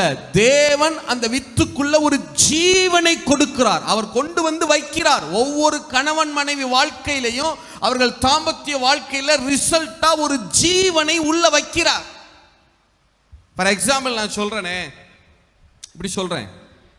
ஒரு கணவன் மனைவி இருக்காங்க, திருமணம் ஆயிடுச்சு, தாம்பத்திய வாழ்க்கையில கடந்து போறாங்க. ஃபார் எக்ஸாம்பிளுக்காக சொல்றேன், புரியுறதுக்காக. இப்ப தேவன் ஒரு ஜீவனை அவரே தான் வைப்பாரு. ஃபார் எக்ஸாம்பிளுக்கு சொல்றேன், சரியா? அவரே ஜீவனை கொடுக்கிறவர். அவர் யார்ட்டையும் கொடுத்து விட மாட்டாரு. அவரே தான் கொண்டு வந்து நமக்குள்ள ஜீவன், அந்த வித்துக்குள்ள, அந்த கருவுக்குள்ள ஜீவனை அவர் தான் வைக்கிறவர், இல்லையா? ஃபார் எக்ஸாம்பிளுக்கு சொல்றேன், ஒரு தூதன்ட்ட ஒரு ஜீவனை கொடுத்து விடுறாருன்னு வச்சுக்கிறோம். ஃபார் எக்ஸாம்பிளுக்கு புரியுறதுக்காக சொல்றேன். ஒரு ஜீவனை கொடுத்து விடுறாரு. ஒரு கணவன் மனைவி தாம்பத்திய வாழ்க்கைக்குள்ள அவங்க கடந்து போறாங்க. இப்ப அவங்க மூலமா ஒரு குழந்தை வரணும், ஒரு ஜீவனை கொடுத்து விட்டு அந்த ஸ்திரீயினுடைய கர்ப்பத்துக்குள்ள அந்த ஜீவனை வச்சிரு அப்படின்னு கொடுக்குறார். அந்த ஜீவனை எடுத்துட்டு அந்த தூதன் வர்றான். அவன் வந்து பார்க்கறான், கணவன் மனைவிக்கோ மனைவி கணவனுக்கோ யாருக்கோ துரோகம் செய்யறாங்க. அவன் உடனே ஜீவன் அங்க உள்ள வைக்க முடியல. உடனே திரும்ப அந்த ஜீவனை எடுத்துட்டு ஆண்டவர்கிட்டே போறான். என்னாச்சு? ஏன் ஜீவனை வைக்கல? இல்ல நீங்க ஜீவனை கொடுத்து விட்டீங்க, ஆனா அங்க ஜீவனை வைப்பதற்கு ஏதுவான காரியங்கள் அங்க நடக்கல. கணவன் தவறு செய்கிறான், மனைவி தவறு செய்கிறாள். இப்ப தேவனுக்கு எப்படி இருக்கும்? இல்ல தேவன் என்ன நினைப்பார்? ஒரு தூதன் கொண்டு வருவதாய் தோன்றுகிற போதே நமக்கு இவ்வளவு அதனுடைய விளைவு கடுமையா இருக்குன்னு தோணுதே. இப்ப தேவனே ஒரு ஜீவனை எடுத்துக்கொண்டு வருகிறார். ஒரு கணவன் மனைவிக்குள்ள அந்த குழந்தைக்குள்ள அவர்கள் மூலமாய் பிறக்க போகிற அந்த குழந்தைக்கு ஜீவனை கொடுக்கும்படி அவரே கடந்து வருகிறார். அவரே ஜீவன் கொடுக்கிறவர். அவர் தான் ஜீவன் உள்ள தேவன். தன்னிடத்தில் இருக்கிற ஜீவனை, அதே போன்ற ஒரு ஜீவனை எடுத்து அந்த குழந்தைக்குள்ள வைக்கணும், ஒரு உயிர் கொடுக்கணும். அவரே வருகிறார். ஆனால் அங்கே தவறு நடக்கிறது. எப்படி இருக்கும் அவருக்கு? அதனாலதான் வேறு எந்த செய்கைகள் மனிதனுடைய வாழ்க்கையில பயங்கரமான விளைவுகளை ஏற்படுத்துவதை பார்க்கிலும் கணவன் மனைவி தாம்பத்திய வாழ்க்கையில தவறு செய்யறாங்க பாருங்க, அவர்களுடைய வாழ்க்கையில விளைவு மிக மோசமானதாக இருக்கும். ஒரு நாளும் உங்கள் கணவனுக்கோ ஒரு நாளும் உங்கள் மனைவிக்கோ என்ன செய்து விடாதீர்கள்? துரோகம் இழைத்து விடாதீர்கள். அது தேவனுடைய பார்வையில மிக கடுமையா. நீங்க விசுவாசியா இருக்கலாம், ஊழியக்காரா இருக்கலாம், யாரா வேணா இருந்துட்டு போங்க, அது பிரச்சனை இல்லை. ஆனா இதுல தவறு நடக்க ஒரு நாளும் அனுமதிச்சிடாதீங்க. ஊழியர்னா நான் பாஸ்டர் சொல்லலை, ஊழியத்தில் இருக்கலாம். நீங்க சுவிசேஷ ஊழியத்தை செய்யலாம், கேர்சல் லீடர்ஸா இருக்கலாம், நீங்க யார் வேணா இருக்கலாம், சரி? அதை சொல்றேன். நீங்க ஊழியத்தில் இருக்கலாம், அதனால நீங்க எல்லாம் பெரிய பரிசுத்தவான்கள் அப்படி நினைச்சிடாதீங்க. அப்படி நான் சொல்லலை, அப்படி கிடையாது, சரியா? நீங்க என்ன வேணா இருந்துட்டு போங்க. என்ன பொசிஷன்ல மூப்பரா இருக்கலாம், நீங்க கண்காணியா இருக்கலாம், கேர்சல் லீடரா இருக்கலாம், வாலண்டியர்ஸா இருக்கலாம், பிஏ சிஸ்டம் ஆப்ரேட் பண்ற யாரா வேணா இருங்க. ஆனால் இந்த காரியத்திலே சரீரப்பிரகாரமான மாம்சத்துக்கு அடுத்த இந்த காரியத்திலே தவறினால் அதன் விளைவு கடுமையானதாக இருக்கும் எப்போதுமே. அதனாலதான் ஊரையும் இந்த கானானையும் ஓனானையும் கொன்று போட்டார். ஏன் இவ்வளவு கடுமையானதா இருக்கு அப்படின்னா, இவன் மட்டும் தவறு செய்யல, இவனுடைய சந்ததியையே பாதிக்கிற மாதிரியான காரியங்களை செய்கிறான். இல்ல தேவனுடைய திட்டம் என்ன? ஆபிரகாம், ஈசாக்கு, யாக்கோபு வரணும், யாக்கோபுக்கு 12 பிள்ளைகள் வரணும், அந்த 12 பிள்ளைகளும் 12 கோத்திரங்களாய் மாற வேண்டும், அவர்கள் மூலமாய் ராஜாக்கள் வரணும், அந்த 12 கோத்திரங்கள்ல ஒரு கோத்திரத்தை நம்ம யூதா கோத்திரத்தை செலக்ட் பண்ணணும், அந்த யூதா கோத்திரத்துல ராஜாக்கள் எழும்பி வரணும், அதுல ஒரு ராஜாவாக இயேசு மேசியாவாக வந்து பிறக்க வேண்டும், பிறக்கணும், அவர் மூலமாய் இந்த உலகத்திற்கு ரட்சிப்பு வர வேண்டும். எவ்வளவு பெரிய பிளான் இருக்கிறது, எவ்வளவு பெரிய திட்டம் இருக்கிறது. இப்ப இந்த ஏரும் ஓனானோ சும்மா தன்மட்டில் தவறு செய்யல. கணவன் மனைவிக்குள்ள நடக்கிற பிரச்சனை இல்லை இது, கணவன் மனைவிக்குள்ள நடந்த பாவம் இல்லை இது, தவறு அல்ல இது. அந்த தவறு அந்த சந்ததியையே பாதிக்கிறது. தேவன் பார்த்தார், நான் எவ்வளவு பெரிய திட்டத்தோட உன்னை அனுப்பி வைத்திருக்கிறேன், ஏறும் ஓனானோ சரி, கானானிய பெண்ணை திருமணம் செஞ்சுட்டா கூட பிரச்சனை இல்லை, அவர்கள் மூலமாய் ஒரு வித்து வந்து ஒரு சந்ததி வந்து அந்த சந்ததியவாது தேவ சந்ததியை வளர்த்து விட மாட்டேனா, யூதாவின் வித்தாக இருக்கிறபடினால நான் வளர்த்து விட மாட்டேனான்னு எவ்வளவு பெரிய திட்டத்தோடு நான் இருக்கிறேன். ஆனால் நீங்கள் என்ன செய்து கொண்டிருக்கிறீர்கள்?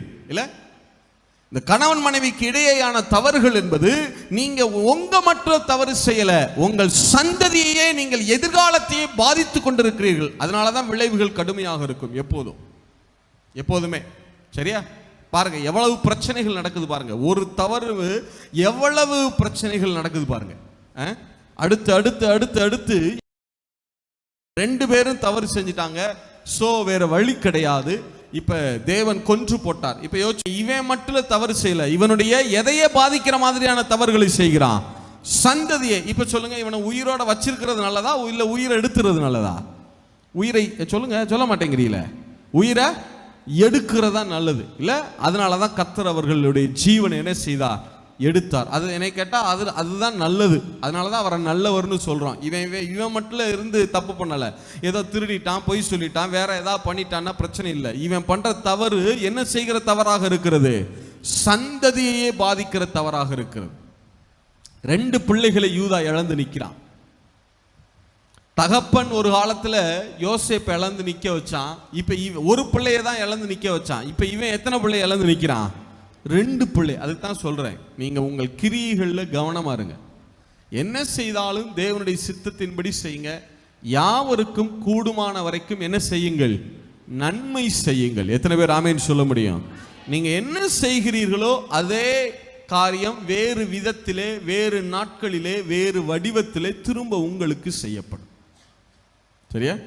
நீங்க என்ன பேசுறீங்களோ, நான் நிறைய அனுபவப்பட்டிருக்கேன். நம்ம யாராவது ஒரு ஊழியக்காரரை குறித்து என்ன பேசணும், ஏதாவது பேசணும்னா தப்பா அதை எங்கேயாவது கமெண்ட் சொன்னோம்னா அதே கமெண்ட் கொஞ்ச நாள் கழிச்சு என்ன செய்யப்படும்? நம்மை குறித்து பேசப்படும். பார்த்துருக்கிறேன்.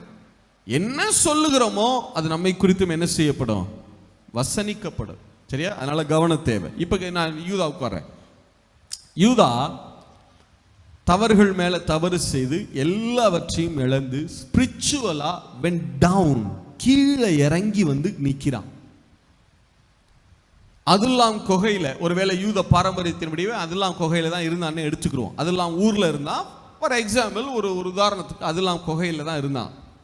ஆளுகையை இழந்து, ஸ்தானத்தை இழந்து, ஒரு கோத்திரம், இஸ்ரவேலில் 12 கோத்திரங்கிற உரிமையை இழந்து, தகப்பனை விட்டு பிரிஞ்சு, எவ்வளவு இஷ்யூஸ் இருக்கு பாருங்க அவன்கிட்ட. சகோதரர்களை விட்டு பிரிஞ்சு கொலைக்கு சமமான பழிகளை ஏற்றுக்கொண்டு இவன் என்னவெல்லாம் அவனுக்கு செய்தானோ, தகப்பனுக்கு செய்தானோ அது எல்லாம் இவனுக்கு செய்யப்படுகிற நிலைமையில வந்து நிற்கிறான். இதுதான் சிச்சுவேஷன். சரியா? இதுதான் என்னது? சூழ்நிலை. இப்ப என்ன நடக்கிறது? அது இல்லாமல வைத்து இந்த யூதாவை தேவன் எப்படி திரும்ப ரெனோவேட் பண்ணார்? அவனுடைய விழுகை, அவன் எவ்வளவு கீழே போக முடியுமோ அவ்வளவு தாழ்த்தப்பட்டு போனது உண்மைதான். 12 கோத்திரங்கள்ல மற்ற கோத்திரங்களை பார்க்கிலும் எவ்வளவு கீழ் நிலைக்கு கொண்டு போக முடியுமோ அவ்வளவு கீழ் நிலைக்கு கொண்டு போகப்பட்டவன் இந்த யூதா. சகோதரர்கள் எல்லாரும் குற்றம் சாட்டப்பட்ட மனுஷன். அவன் தான் இந்த அதுல்லாம்ல வந்திருக்கிறான். சரியா? அதுல்லாமுக்கு வந்திருக்கிறான். இப்ப அவனை கர்த்தர் திரும்ப எப்படி ரெஸ்டோர் பண்ணார்? அவன் மூலமா தாமாருடைய வாழ்க்கையை கர்த்தர் எப்படி ரெஸ்டோர் பண்ணார்? நல்லா கவனிங்க. ஒரு பக்கம் யூதா, இன்னொரு பக்கம் தாமாருடைய வாழ்க்கையை பாருங்க. யூதா ஸ்பிரிச்சுவலா பாதிக்கப்பட்ட மனுஷன். சொல்லுங்க, யூதா எப்படி பாதிக்கப்பட்ட மனுஷன்? ஸ்பிரிச்சுவலா, ஆவிக்குரிய பிரகாரமாய் விழுந்து போன ஒரு மனுஷன். தாமார் சரீர பிரகாரமா எல்லாவற்றையும் இழந்து நிற்கிற ஒரு மனுஷி. ஆசாரிய வம்சம், ஆசாரிய குடும்பம், ஆனா எல்லாவற்றையும் 2 கணவனை இழந்து நிற்கிறா. அடுத்து திருமணம் செய்து கொள்ள யாரும் இல்லை, எல்லாவற்றையும் இழந்து நிற்கிறா. இதான் சூழ்நிலை.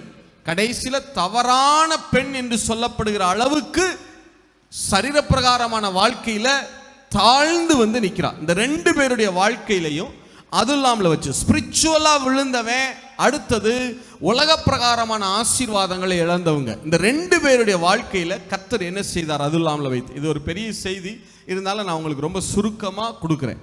சரி, வாசியம் பார்க்கலாம்.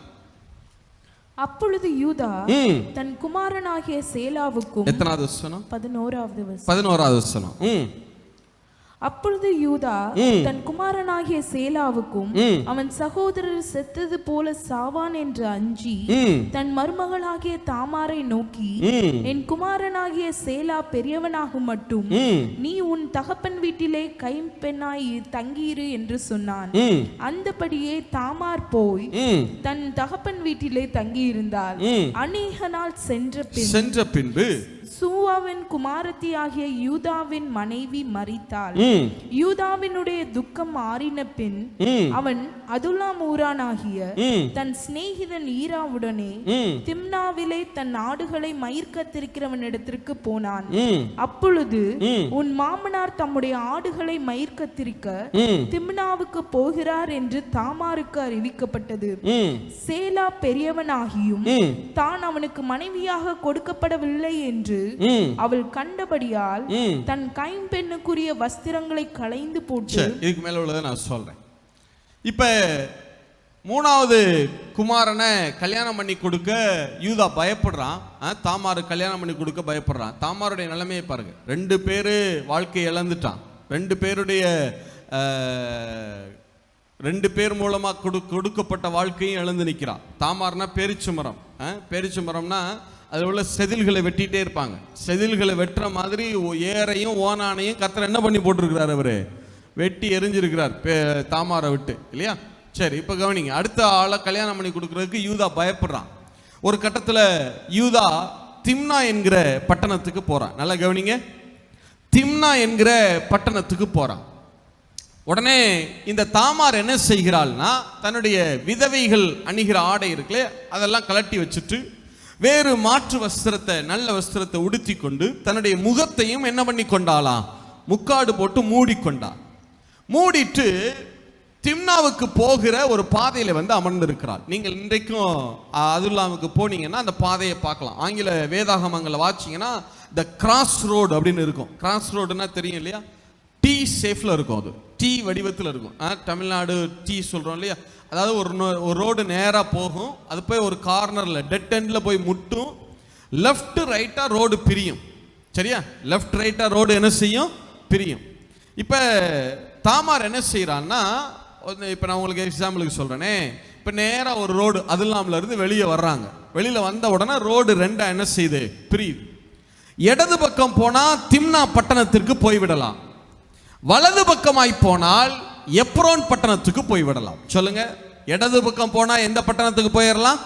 திம்னா பட்டணத்துக்கு போகலாம். சத்தமா சொல்லுங்க. இடது பக்கம் போனா எந்த பட்டணத்துக்கு போகலாம்? திம்னா பட்டணத்துக்கு போகலாம். வலது பக்கமாய் போனால் எந்த பட்டணத்துக்கு போகலாம்? எப்ரோன் பட்டணத்துக்கு போகலாம். இப்ப நேரா தாமார் வந்து என்ன செய்யறான்னா, இந்த எப்ரோன்ல இருந்து வருகிற பாதை இருக்குல்ல, அந்த பாதையில கார்னர்ல உட்கார்ந்துக்கிறாள். அவள் என்ன காண்பிக்க விரும்புகிறாள்னா, நான் எப்ரோன்ல இருந்து வந்ததை போல அவள் காட்டிக்கொள்ள விரும்புகிறாள். சரியா? எப்படி பிரதர் சொல்றீங்க? நான் உங்களுக்கு பிறகு விளக்க சொல்றேன். அந்த இடத்துல தான் உட்கார்ந்துருந்தார். திம்னாவுக்கு போகிற வழியில் தானே பிரதர் இருக்கு. நீங்க எப்படி அவ எப்ரோன் வழியில தான் உட்கார்ந்துருந்தான்னு எப்படி சொல்றீங்கன்னு நான் உங்களுக்கு புரியும்படியா சொல்றேன். சரியா? அங்க வந்து உட்கார்ந்துருக்கிறா, முக்காடு போட்டிருக்கிறா. சரியா? சரி, இப்ப அந்த வழியாக யூதா வருகிறான். யூதா வந்து என்ன செய்யறான்னா, அவன் திம்னாவுக்கு போகணும். அப்ப எந்த பக்கம் திரும்பணும்? லெஃப்ட் சைடு திரும்பணும். லெஃப்ட் சைடு திரும்பிட்டான். திரும்பி கொஞ்ச தூரம் இப்படி போகும்போதே பார்த்துக்கிட்டே இப்படி திரும்பி போகும்போதே இப்படி பார்க்குறான். எப்ரோன் பாதையிலிருந்து வந்து உட்கார்ந்து இருக்கிறது போல யாரு உட்கார்ந்து இருக்கிறது? தாமார் உட்கார்ந்து இருக்கிறா. ஆனா முகத்தை என்ன பண்ணிட்டு உட்கார்ந்து இருக்கிறா? மூடிக்கொண்டு உட்கார்ந்து இருக்கிறா. இப்ப போனவன் என்ன செய்தானா, திரும்பி ரிட்டர்ன் ஆனானா. எந்த பாதையில? எப்ரோன் போகிற அந்த பாதைக்கு திரும்ப ரிட்டர்ன் ஆகிறான். நீங்க அந்த ரோட்டுக்கு போய் நின்று பார்த்தீங்கன்னா தான் அந்த இடம் உங்களுக்கு புரியும். திரும்ப எப்ரோன் பாதையில் அவள் உட்கார்ந்து இருக்கிறத பார்த்துட்டு திரும்பி வருகிறான். என்ன நினைக்கிறான்னா, இவள் எப்ரோன் பாதையில் இருந்து இல்லவா வந்திருக்கிறாள். ஏன் எப்ரோன் பாதையில வந்து அவ உட்கார்றா? அல்லது இவன் ஏன் எப்ரோன் பாதையில் இருக்கிறத ஒரு பெரிய விஷயமா ஏன் நினைக்கிறான்னா, இப்ப யாக்கோபுடைய அப்பா, அண்ணன், தம்பிங்க எல்லாரும் இருக்கிற ஊரு எந்த ஊரு தான்? எப்ரோன் ஊரு தான். சொல்லுங்க, எந்த ஊர்ல தான் இருக்கிறாங்க? எப்ரோன் ஊர்ல தான் இருக்கிறாங்க. ஆபிரகாமுடைய கல்லறை அங்கே தான் இருக்கிறது. சாராளுடைய கல்லறை எப்ரோனில் இருக்கிறது. ஈசாக்குடைய கல்லறை எப்ரோன்ல தான் இருக்கு. ரெபேக்காளுடைய கல்லறை ஹெப்ரோன்ல தான் இருக்கு. இப்ப யாக்கோபும் அங்கதான் குடி இருக்கிறாரு. அவனுடைய சகோதரர்கள் எல்லாரும் எந்த ஊர்ல தான் இருக்கிறாங்க? இப்ப எப்ரோன்ல தான் இருக்கிறாங்க. இவள் எப்ரோன்ல இருந்து வந்திருக்கிறதாய் பார்த்த உடனே இவன் என்ன நினைக்கிறான்னா, எப்ரோன்ல இருந்து இவள் வந்தது போல தெரிகிறது. அப்ப இவள் எப்ரோனை சேர்ந்தவளா? எப்ரோன்ல இருக்கிறவர்களுடைய வம்சாவளியை சேர்ந்தவளாக இருக்குமோ? என்னுடைய ஆதி தகப்பன் ஆபிரகாமுடைய ஏதாவது ஒரு வம்சத்திலே வந்தவளா? அல்லது ஈசாக்கினுடைய குடும்பத்தார் வேலைக்காரிகள் யாருடைய ஏதாவது ஒரு குடும்பத்தில் இருந்து வந்தவளா? அல்லது என்னுடைய தகப்பனிடத்தில் ஏராளமான வேலைக்காரிகள் இருக்கிறாங்களே, அல்லது வேறு என்னுடைய தகப்பனாருடைய வேறு பிள்ளைங்க என்னுடைய சகோதரர்கள் வேறு நபர்கள்லாம் இருக்கிறாங்களே, அவர்களுடைய குடும்பத்தில் யாராவது ஒருத்தியா? எந்த அடிப்படையிலே இவள் எப்ரோனிலே இருக்கிற பாதையிலே அமர்ந்து இருக்கிறாள்? நேரா போறான். அவளை பார்த்தா இவன் என்ன நினைக்கிறான்னா, முக்காடு போட்டிருக்கிறா. சொல்லுங்க, என்ன போட்டிருக்கிறா? முக்காடு போட்டதுனால ஒரு தவறான பெண் என்று நினைக்கிறான். ஆனா நல்லா கவனிங்க. இவன் நினைக்கிறான், ஏன் முக்காடு போட்டிருக்கணும்? எப்ரோன்ல இருந்து வர்றா. அப்படி இருக்கும் பட்சத்துல ஏன் இவள் முக்காடு அணியணும்? அவன் என்ன நினைக்கிறான், ஒருவேளை இவள் தவறான பெண்ணாக இருப்பாளோ, அதனால தன்னுடைய முகத்தை மறைத்து கொண்டு அமர்ந்திருக்கிறாளோ அப்படின்னு சொல்லிட்டு அவட்ட நேரா போறான். நல்லா கவனிங்க. அவட்ட நேரா போறான். போய் என்ன கேட்க விரும்புகிறான்னா, அந்த வார்த்தைகள்லாம் நமக்கு நிறைய நேரங்களில் இந்த அதிகாரமே ரொம்ப சென்சிட்டிவா குழப்பமானதாக ஆயிருது. என்ன கேட்க விரும்புகிறான்னா, இவன் போய் எப்ரோனை சேர்ந்தவள், தேவ சந்ததியாக இருக்கணும். ஏன்னா எப்ரோன்ல இருந்தவர்கள் எல்லோருமே பரிசுத்தவான்கள். எல்லா பரிசுத்தவான்களும் எப்ரோனில் இருந்திருக்கிறார்கள். இன்றைக்கு வரைக்கும் ஆபிரகாமின் கல்லறை, ஈசாக்கு கல்லறை, யாக்கோபுடைய கல்லறை, சாராள், ரெபேக்காள், லேயாளுடைய கல்லறை, எல்லாருடைய கல்லறையும் இன்றைக்கும் எப்ரோனில் தான் இருக்கிறது. எப்ரோன்ல இருக்கிறவங்க எல்லாம் தேவ சந்ததியை சேர்ந்தவர்கள், தேவ இனத்தார். சேமினுடைய சந்ததி ஏராளமானவர் அங்கேதான் இருந்தார்கள். அப்படி இருக்கும் பட்சத்துல இந்த சந்ததியிலிருந்து வந்தவளாக இருக்கிறாளே. நம்ம ஊர்லாம் பார்த்திருக்கீங்களா? 4 ரோடு வர்ற கிராமங்கள்லாம் பார்த்திருக்கீங்களா? 4 கிராமத்துல இருந்து 4 ரோடு வரும். அந்தந்த கிராமத்துல வர்றவங்க பஸ் ஏற ஒரே இடத்துல நிக்க மாட்டாங்க. எந்தெந்த பகுதியில நிப்பாங்க? அவங்க ரோட்லயே நிப்பாங்க. பார்த்திருக்கீங்களா? எத்தனை பேர் பார்த்திருக்கீங்க? பார்த்தவங்க ஆமேன்னு சொல்லுங்க பார்க்கலாம். கிராமங்கள்ல இருந்து அவங்க ரோட்லயே நிப்பாங்க. அவங்க எந்த ரோட்ல நிக்கிறாங்கிறத வச்சு அவங்க எந்த கிராமம்னு என்ன செஞ்சு போடலாம், சொல்லிடலாம். ஓ, இந்த ஊர்க்காரங்க போல இருக்கு அப்படின்னு சொல்லிடுவாங்க. இல்ல தனித்தனியா நிப்பாங்க. இப்ப இவ எப்ரோன் பாதையில அமர்ந்து இருக்கிறாள். இப்ப யூதா என்ன நினைக்கிறான், இவள் எப்ரோனை சேர்ந்தவள், தேவ சந்ததி, தேவ இனத்தால், சேமினுடைய வம்சத்தால இருந்திருக்கணும். ஆபிரகாமின் ஏதாவது ஒரு வம்சத்தில் வந்திருக்க வேண்டும். கேத்துரால் மூலமா எங்கேயோ இருந்து வம்சத்துல வந்திருக்கலாம். அல்லது ஈசாக்கினுடைய வேலைக்காரர்கள் ஒருத்தராக இருந்திருக்கலாம். அல்லது என்னுடைய சகோதரர்கள் எப்ரோனில் இருக்கிறார்களே, அவர்களுக்கு அறிமுகமானவர்களா, அல்லது அவர்களுடைய குடும்பத்திலிருந்து ஏதோ ஒரு இடத்திலிருந்து இவள் வந்திருக்க வேண்டும். இவள் எப்ரோனை சேர்ந்தவளாக இருக்கும் பட்சத்தில் இவளுக்கு இந்த தவறான வாழ்க்கை வாழ வேண்டிய அவசியம் இல்லை. நான் அவளுக்கு வாழ்க்கை கொடுக்க தீர்மானிக்கிறேன். யூதாவுடைய என்ன என்னன்னா, நான் அவளுக்கு என்ன கொடுக்க தீர்மானிக்கிறேன்? வாழ்க்கை கொடுக்க தீர்மானிக்கிறேன். இப்ப யூதா சொல்லுகிறான், நான் உன்னிடத்தில் சேருகிறேன், நான் உனக்கு வாழ்க்கை கொடுக்கிறேன். அவன் சொல்ற வார்த்தை, நான் அதுக்கு உனக்கு என்ன தரட்டும்? பொதுவா யூதர்கள் என்ன செய்வாங்கன்னா, ஒரு பெண்ணை திருமணம் செய்வதற்கு முன்பாக அடையாளத்துக்கு ஏதாவது கொடுப்பாங்க. பொதுவா வெள்ளிக்காசு கொடுப்பாங்க. வெள்ளிக்காசு இல்லைன்னா வேறு ஏதாகிலும் என்ன செய்வாங்க, கொடுக்கிறது வழக்கம். இந்த முத்திரை மோதிரம் கொடுக்கிறது, ஆரத்தை கொடுக்கிறது. ஆரம்னா கழுத்துல போடுற அந்த டவல், ஒரு நீளமான ஒரு ப்ளூ கலர்ல ஒரு கயிறு மாதிரி போட்டிருப்பாங்க. இயேசுவினுடைய அந்த பெரும்பாடுள்ள ஸ்திரீ இயேசுவினுடைய வஸ்திரத்தின் தொங்கலை தொட்டாலில் அந்த தொங்கல், தமிழ்ல அதை ஆரம்னு நினைச்சுட்டாங்க, போட்டுட்டாங்க. நான் ஹீப்ரூல வாட்சிங்கன்னா அந்த வஸ்திரத்தின் தொங்கல். இந்த முத்திரை மோதிரத்தை கலட்டி கொடுக்கிறது, வஸ்திரத்தின் தொங்கலை கொடுக்கிறது, கைகோலை கொடுக்கிறது, இதெல்லாம் எதுக்கு அடையாளம்னு சொன்னா, ஆட்டுக்குட்டியை கொடுக்கிறது, இதெல்லாம் எதுக்கு அடையாளம்னா திருமணத்திற்கு அடையாளம். எதுக்கு அடையாளம்? திருமணத்திற்கு அடையாளம். இப்ப யூதா என்ன கேட்கிறான், இங்க பார், நீ யாராக வேண்டுமானா இரு, நான் உனக்கு வாழ்வு கொடுக்க சம்மதிக்கிறேன். இவன் நினைக்கிறான் அவள் தவறான வாழ்க்கை வாழ்கிறவள் என்று சொல்லி, ஆனா வாழ்க்கை கொடுக்க முன் வருகிறான்.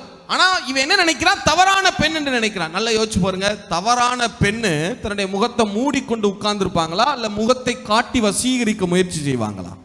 முகத்தை காட்டி வசீகரிக்க தான் முயற்சி செய்வாங்க. இல்ல, இவள் மேல இருந்து கீழே வரைக்கும் யூத பெண்கள் அணிகிறது போல ஒரு பெரிய கவுன் போட்டிருக்கிறா, தலைய முள்ள முக்காடு போட்டு மூடி இருக்கிறா. யாரு உள்ள இருக்கிறதுன்னு என்ன செய்யல தெரியல.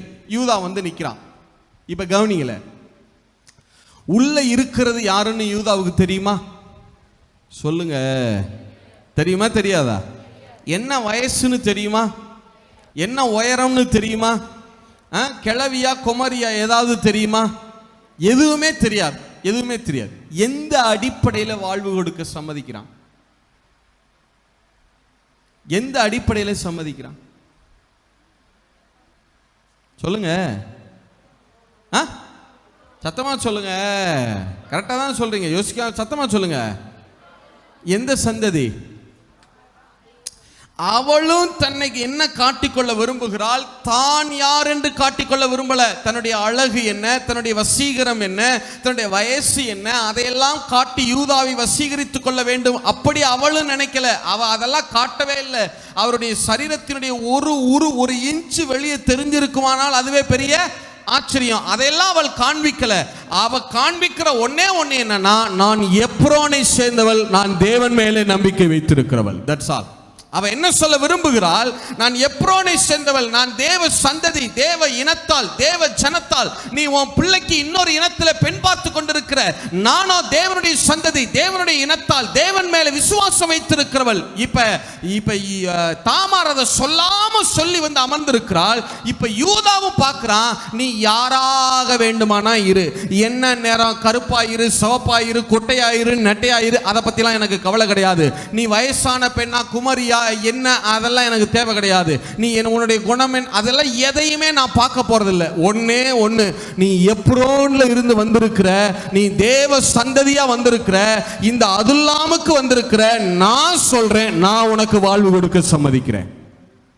அவன் சொல்றான், நான் இப்ப திம்னாவுக்கு போறேன், நான் போயிட்டு வந்து உன்னை திருமணம் செய்து கொள்கிறேன், அது வரைக்கும் உனக்கு என்ன அடையாளத்தை நான் தந்து விட்டு போகட்டும். அவ கேட்கிறா, எனக்கு முத்திரை மோதிரம் கொடுங்க, ஆரத்தை கொடுங்க, கைக்கோலை கொடுங்க. இவன் கேட்டது அத்தனையும் கொடுத்தான், அத்தனையும் கொடுத்தான். நான் சொல்றேன் பிரதர், அவ உள்ள இருக்கிறது யார் என்கிறதையே அறியாமலே வாழ்வு கொடுத்தான். நான் சொல்றேன், கர்த்தருடைய நாமத்தில் சொல்றேன், இயேசுவின் நாமத்தில் சொல்றேன், நீங்க யாருங்கிறது அவருக்கு தேவை கிடையாது. நீங்க குட்டையா, நெட்டையா, கருப்பா, சவப்பா, படிச்சவரா, படிக்காதவரா, அழகுள்ளவரா, வயசானவரா, கிழவனா, குமரியா, அதெல்லாம் அவருக்கு தேவை கிடையாது. ஒன்னே ஒண்ணுதான், நீங்க அவர் மேல வைக்கிற விசுவாசம். எத்தனை பேர் ஆமேன்னு சொல்ல முடியும்? அதை மட்டும்தான் அவர் பார்க்கிறார். எத்தனை பேர் ஆமேன்னு சொல்ல முடியும்? நீங்க யாருங்கிறது அவர் பார்க்கறது இல்ல. எத்தனை பேர் ஆமேன்னு சொல்ல முடியும்? விசுவாசிக்கிறவர்கள் விசுவாசிக்கிற அளவுக்கு தக்கதா ஒரு ஆமேன்னு சொல்லுங்க பார்க்கலாம். கர்த்தர் உங்களிடத்தில் என்ன இருக்குன்னு பார்க்கிறவர் அல்ல, உங்களுக்குள்ள இருக்கிற விசுவாசத்தை மாத்திரமே பார்க்கிறவர். இப்ப யூதா தாமாரை எப்படி பார்த்தான்னா, அவரிடத்துல என்ன இருக்கு, என்ன காரியங்கள் இருக்கு, அதெல்லாம் எதையுமே பார்க்கல. அதெல்லாம் எதுவுமே தெரியாது யூதாவுக்கு. அது அறிய வேண்டிய அவசியமும் கிடையாது. நிறைய நேரங்களில் நம்ம என்ன நினைக்கிறோம்னா, ஆண்டவர் எப்படி விசுவாசிகளை பார்க்கிறாருன்னா, நம்மளை பற்றியே யோசிக்கிறோம், நம்மளை அறிகிறோம். நான் இப்படி பிரதர், நான் அப்படி பிரதர், நான் சரியில்லை பிரதர், நான் நல்லா பைபிள் படிப்பேன் பிரதர், நான் இப்படி பிரதர், நான் அப்படி. அதெல்லாம் பழைய ஏற்பாடு. நல்லா கவனிங்க, உங்களை அறிகிற அறிவு பழைய ஏற்பாடு. சொல்லுங்க, உங்களை அறிகிற அறிவு என்ன ஏற்பாடு? ஆனா கர்த்தரை அறிகிற அறிவு தான் புதிய ஏற்பாடு. அல்லேலூயா. பழைய ஏற்பாட்டில் நீங்க யாரு, நீ இப்படி இருக்க, நீ நீ நீ நீ நீ நீனே இருக்கும். ஆனா புதிய ஏற்பாடு அவரு அவரு அவரு அவரு அவரு அவர். எத்தனை பேர் ஆமேன்னு சொல்ல முடியும்? எத்தனை பேர் ஆமேன்னு சொல்ல முடியும்? அதனால வேதம் சொல்லுகிறது, கர்த்தரை அறிகிற அறிவே நித்திய ஜீவன். ஹல்லேலூயா, ஹல்லேலூயா. இப்ப சொல்லுங்க, யூதாவுடைய வாழ்க்கையே பெரும்பாடு இல்ல, யூதாவுடைய வாழ்க்கையே இருக்கிறதே என்னது? பெரும்பாடு இல்ல. அவ்வளவு விழுகையில் இருக்கிறான். ஆனா அதையெல்லாம் தூக்கி வச்சுட்டு, என் ஜனம், என்னுடைய இனம், தேவ சந்ததியா இவ இருக்கணும், தேவ இனத்தாளா இவ இருக்கணும். அவ யாருன்னே தெரியாது. உள்ள இருக்கிறது என்ன நிறம், என்ன கலரு, அழகா, அழகு இல்லையா, அசிங்கமா, படிச்சவளா, படிக்காதவளா, குட்டையா, நெட்டையா, குமரியா, கிழவியா, எதுவுமே யூதாவுக்கு தெரியா. ஆனா அவன் நினைச்ச ஒன்னே ஒண்ணு, இவள் தேவனுடைய இனத்தால். எத்தனை பேர் ஆமேன்னு சொல்ல முடியும்? இவள் தேவனுடைய ஜனத்தால். எத்தனை பேர் ஆமேன்னு சொல்ல முடியும்? அவளுக்கு நான் வாழ்வு கொடுக்க நான் சம்மதிக்கிறேன். அவன் சொன்னான் பாருங்க, இது யாருடைய சுவாபம் தெரியுமா? ஒரு ராஜாவினுடைய சுவாபம். சொல்லுங்க, யாருடைய சுவாபம்?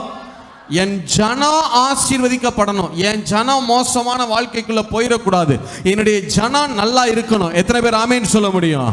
இந்த சுவாபம் யாருடைய சுவாபம்? ராஜாவினுடைய சுவாபம். அதனாலதான் கர்த்தர் யூதா இந்த நிலைமையில தாழ்ந்து வந்திருந்த போதிலும் அவர் சொன்னார், இந்த சுவாபம் உனக்கு இருக்குல்ல, உன் ஜனம் நல்லா இருக்கணுங்கிற எண்ணம் உனக்கு இருக்குல்ல, அவங்க யாரு என்ன படிச்சவங்களா என்ன ஏது எதையும் பார்க்காம வித்தியாசம் இல்லாம நேசிக்க, அவர்களுக்கு ஒரு வாழ்க்கையை கொடுக்க உனக்கு ஒரு மனம் இருக்குல்ல. நான் சொல்றேன், உன் சகோதரர்கள் வேண்டுமானால் யூதா, உன் சகோதரர்கள் வேண்டுமானால் உன்னை தள்ளி இருக்கலாம், ஆனா நான் சொல்றேன் 12 கோத்திரத்துக்கும் நீ தான்டா ராஜா. 12 கோத்திரத்துக்கும் நீதான் ராஜா. எத்தனை பேர் ஆமென் சொல்ல முடியும்? உன் சகோதரர்கள் என்ன சொல்றது, ஆளுகையை தள்ளி விடுறேன்னு. ஒரு காலத்துல நீ உன் சகோதரனுடைய நன்மையை நாடல, ஆனா இப்ப யாரோ எவரோன்னு கூட தெரியாது, அவளுக்கு வாழ்வு கொடுக்கிறேன்னு நீ முன் வந்த பாரு. நான் சொல்றேன், செங்கோல் யூதாவை விட்டு ஒரு நாள் விலகி போகிறது கிடையாது. எத்தனை பேர் ஆமென் சொல்ல முடியும்? ஆதி அப்போஸ்தலர் 49வது அதிகாரம் 8வது வசனம். யூதாவே, யூதாவே, சகோதரரால் புகழப்படுபவன் நீயே. எந்த சகோதரர்கள் யூதாவை குற்றம் சாட்டினானோ அதே சகோதரரால் புகழப்பட்டான் யூதா. எத்தனை பேர் ஆமென் சொல்ல முடியும்? எத்தனை பேர்? கர்த்தர் இந்த அதுல்லாம்ல வச்சு அவனை எப்படி ரெஸ்டோர் பண்றாரு பாருங்க. அவனுடைய வாழ்க்கையை எப்படி ரெஸ்டோர் பண்றாரு, எப்படி திரும்ப தூக்குறாரு பாருங்க. அவன் எந்த அளவுக்கு கீழே தாழ்த்தப்பட்டு போனானோ, வென் டவுன், திரும்ப தாழ்த்தப்பட்டு போனானோ, அவனை திரும்ப எந்த அளவுக்கு திரும்ப தூக்குறாரு பாருங்க. சகோதரரால் புகழப்படுபவன் நீயே. 10வது வசனம் வாசிங்க. நேரம் இல்ல, 10வது வசனம் வாசிங்க. சமாதான கர்த்தர், சமாதான கர்த்தர் வருமளவும் செங்கோல் யூதாவை விட்டு நீங்குவதும் இல்லை. எத்தனை பேர் ஆமென் சொல்ல முடியும்? சகோதரர்கள் 11 யூதாவினுடைய மற்ற 10 சகோதரரும் இனிமே யூதா எங்களுக்கு ஆள முடியாது, யூதா பேச்ச கேட்க மாட்டோம், யூதா எங்களுக்கு வேண்டான்னு அவனை தள்ளி விட்டாங்க. ஆனா கர்த்தர் சொன்னார், சமாதான கர்த்தர் வருமளவும் செங்கோல் யூதாவை விட்டு விலகிறது இல்லை. எத்தனை பேர் ஆமென் சொல்ல முடியும்? ஏறக்குறைய 30 ராஜாக்கள். சொல்லுங்க, எத்தனை ராஜாக்கள்? 30 ராஜாக்கள் இந்த யூதா வம்சத்திலிருந்து எழும்பி வந்தாங்க. அதுல யூதா வம்சத்திலிருந்து வந்த முத ஆள் யாரு? தாவீது. சொல்லுங்க, யூதா வம்சத்திலிருந்து வந்த முத ஆள் யாரு? தாவீது. 1 சாமுவேல் புத்தகம் 22வது அதிகாரம் 1ல இருந்து 4 வாசிங்க பார்க்கலாம். 1 சாமுவேல் புத்தகம் 22வது அதிகாரம் 1ல இருந்து 4 வரைக்கும். தாவீது அவ்விடத்தை விட்டு தப்பி அதுல்லாம் என்னும் கெபிக்கு போனான். அதை அவன் சகோதரரும் அவன் தகப்பன் வீட்டார் அனைவரும் கேட்டு அங்கே அவனிடத்திற்கு போனார்கள். ஒடுக்கப்பட்டவர்கள், கடன்பட்டவர்கள், முறுமுறுக்கிறவர்கள் யாவரும் அவனோடே கூடிக்கொண்டார்கள். இவங்க அத்தனை பேருக்கும் அடைக்கலமா இருந்தது எந்த கிராமம் தான், எந்த கொகை தான்? எத்தனை பேர் ஆமென் சொல்ல முடியும்? யூதா இவ்வளவு பெரிய விழுகையில இருந்த மனுஷனை மனமாற ஏற்றுக்கொண்டு திரும்ப அவனை உன்னதத்துக்கு கொண்டு போன அந்த இடத்துக்கு என்னன்னு தான் பேரு? அதுல்லாம். எத்தனை பேர் ஆமென் சொல்ல முடியும்? அதுல்லாம் அப்படின்னா அவர்களுடைய சாட்சி, their testimony, அவர்களுடைய சாட்சி. சொல்லுங்க, அவர்களுடைய சாட்சி. இப்ப யூதாவை கேட்டு பாருங்க, அதுல்லாம்ல நான் போய் என்ன நிலைமையில இருந்தேன் தெரியுமா? சாட்சி சொல்லுவாரா? என்ன நிலைமையில இருந்தேன் தெரியுமா? தகப்பனை விட்டு, சகோதரை விட்டு, ஆளுகை இழந்து, ஸ்தானத்தை இழந்து, என்ன மாதிரி கீழ்நிலைக்கு போய் 2 பிள்ளைங்களை இழந்து, என்ன மாதிரி சூழ்நிலையில இருந்தேன் தெரியுமா? ஆனா கர்த்தர் என்னை எந்த நிலைமைக்கு உயர்த்தி வச்சிருக்கிறார் பாருங்க. யூதா சாட்சி சொல்லுவாரா இல்லையா? எத்தனை பேர் ஆமென் சொல்ல முடியும்? அவருடைய டெஸ்டிமோனி. தாமார் சொல்லுவாங்களா இல்லையா? நான் 2 கணவன்மாரை இழந்து, ஆசாரிய குடும்பம், ஆசாரிய கோத்திரம். ஆசாரிய குடும்பம்னா எல்லாருக்கும் ஆசீர்வாதமா இருக்கணும். சொல்லுங்க, ஆசாரிய குடும்பம் எப்படி இருக்கணும் எல்லாருக்கும்? ஆனா என்னைய எல்லாரும் சாபமா பாக்குறாங்க. ஏன்னா எத்தனை கணவன் இறந்து போயிருக்கிறான் என் வாழ்க்கையில? 2 கணவன் இழந்து போயிருக்கிறான். ஆசாரிய குடும்பம் ஆசீர்வாதமாய் பார்க்கப்பட வேண்டிய என் குடும்பம் இன்னைக்கு எப்படி பார்க்கப்படுகிறது? சாபமா பார்க்கப்படுகிறது. ஆனா இந்த தாமாரை தான் கர்த்தர் உயர்த்தினார். அந்த தாமாருடைய சந்ததியிலிருந்து தான் 30 ராஜாக்களை கர்த்தர் எழும்ப பண்ண வல்லமையுள்ளவராக இருந்தார். எத்தனை பேர் ஆமென் சொல்ல முடியும்? இது எல்லாம் எங்க வச்சு நடந்துச்சு? சத்தமா சொல்லுங்க, கர்த்தர் உங்களுக்கும் அப்படியே செய்வாராக. அதுல்லாம்ல வைத்து தான் தாவீதை தலைவனாக ஏற்றுக்கொண்ட இடம் எதுனா அதுலாம். ஃபர்ஸ்ட் ஒரு 400 யுத்த வீரர்கள் வந்து தாவீதை தங்களுடைய தலைவனாக ஏற்றுக்கொண்டது எந்த இடத்துல தான்? இந்த அதுல்லாம்ல வைத்து தான். என்னுடைய ரபி இப்படி சொல்லுவார், ஒருவேளை இப்படி யோசிச்சு பாருவே, ஒரு நாள் யூதா குகையில், அதே அதுல்லாம் குகையில் படுத்துக்கிட்டு இப்படிலாம் நான் ஆளுகை இழந்துட்டு வந்து நிற்கிறேனே ஆண்டவரை, இப்படிலாம் நான் கோத்திரத்தை இழந்துட்டு வந்து நிற்கிறேனே, இப்படிலாம் நான் விழுந்து போயிட்டேனே, இப்படிலாம் நான் பாவம் செஞ்சுட்டேனே, இப்படிலாம் கானானிய பெண்ணை கல்யாணம் பண்ணிட்டேனே, இப்படிலாம் 2 பிள்ளைங்க இறந்து போயிட்டாங்களே, இப்படிலாம் என் தகப்பனுக்கு இவ்வளவு இவ்வளவு இவ்வளவு இவ்வளவு இவ்வளவு எப்படிலாம் புலம்பி இருப்பான் ஒரு காலத்தில். யோசிச்சு பாருங்க, நூற்றாண்டுகள் கழித்து, எத்தனை ஆண்டுகள் கழித்து? நூற்றாண்டுகள் கழித்து அதே குகையில வச்சு அதே யூதாவின் சந்ததியிலிருந்து தாவீதுங்கிற ஒருத்தனை எழுப்பி அவனை யூதாவின் முதல் ராஜாவா மாற்றி காட்டினார் பாருங்க. இல்ல, அதான் கர்த்தருங்கிறது. எத்தனை பேர் ஆமென் சொல்ல முடியும்? அதான் தாவீது ரொம்ப அருமையா சொல்லுவார், சகலமும் திட்டம் பண்ணப்பட்டிருக்கிறது. சகலமும் என்ன பண்ணப்பட்டிருக்கிறதா? எத்தனை பேர் ஆமென் சொல்ல முடியும்? கர்த்தருடைய நாமத்துல சொல்றேன், சகலமும் உங்களுக்காக கர்த்தர் திட்டம் பண்ணி வைத்திருக்கிறார். நீங்க நினைக்கிற மாதிரி இதே டென்ட்ல இதே குகையில நீங்க இருக்க போறதில்ல. கர்த்தர் நிச்சயமாய் அரண்மனை வாசஸ்தலத்தை உங்களுக்கு ஆயத்தப்படுத்தி வைத்திருக்கிறார். எத்தனை பேர் ஆமென் சொல்ல முடியும்? ஆவிக்குரிய விழுகையில விழுந்தவர்களும் சரி, சரீரப்பிரகாரமான வாழ்க்கையிலே தோற்றவர்களும் சரி, இந்த அதுல்லாமுக்கு வந்து வாழ்வை பெறுவார்களாக. எத்தனை பேர் ஆமென் சொல்ல முடியும்? விசுவாசிக்கிறவங்க மட்டும் விசுவாசிக்கிற அளவுக்கு தக்கதா சத்தமா ஒரு ஆமென் சொல்லுங்க பார்க்கலாம். ஆவிக்குரிய வாழ்க்கையில விழுந்து போன யூதாவை போல இருக்கிற அநேகரும் சரி, அல்லது சரீரப்பிரகாரமா நான் தோத்துட்டேன் பிரதர், பிசினஸ்ல தோத்துட்டேன், வேலையில தோத்துட்டேன், ஊழியத்துல தோத்துட்டேன், சரீரப்பிரகாரமா எல்லாத்தையும் நான் இழந்துட்டேன் பிரதர்னு சொல்லி நிக்கிற தாமாரை போன்றவர்களும் சரி, நீங்க யாரா வேணா இருங்க, உங்க எல்லாருக்கும் இந்த அதுல்லாம் அடைக்கல பட்டணமாய் மாறுவதாக. எத்தனை பேர் ஆமென் சொல்ல முடியும்?